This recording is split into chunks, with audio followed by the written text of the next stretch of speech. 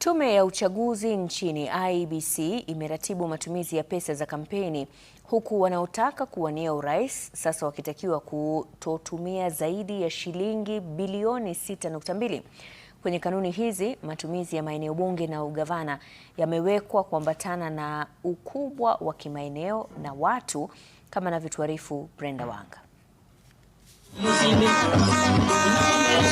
Hata kabla ya kipindi cha kampeni kuanza rasmi, suala la ufadhili wa kinyang'anyiro cha viti mbalimbali limetawala mazungumzo. Tume Huru ya Uchaguzi na Mipaka IEBC sasa imetoa rasmi mwongozo wa ufadhili wa kampeni hizi. Katika tangazo la serikali lililochapishwa tarehe 7 Agosti, IEBC inaeleza gharama itakayohitajika kwa wale wanaowania nafasi 6 tofauti za uchaguzi mkuu. Wale wanaotafuta kiti cha urais watalazimika kutumia pesa zisizozidi shilingi bilioni 6.1 kuanzia miezi 6 kabla ya uchaguzi hadi wiki 2 baadaye.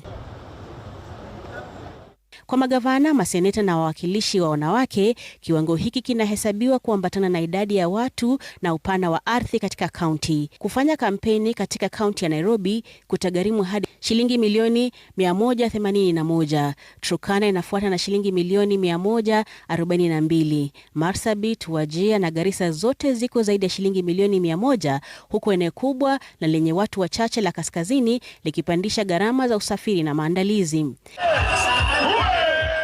Kaunti ndogo yenye watu wengi kama Vihiga imewekewa matumizi yasiyozidi shilingi milioni 37. Tofauti zinajitokeza katika uchaguzi wa eneo bunge, ambapo itagharimu zaidi kufanya kampeni maeneo makubwa na yenye watu wengi.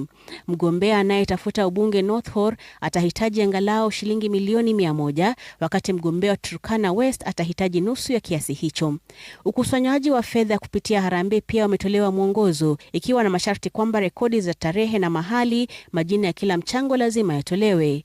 IEBC sasa inataka kanuni hizi kuzingatiwa, la sivyo zina faini ya hadi shilingi milioni 2 na kifungo cha hadi miaka 5. Brenda Wanga, Runinga ya Citizen.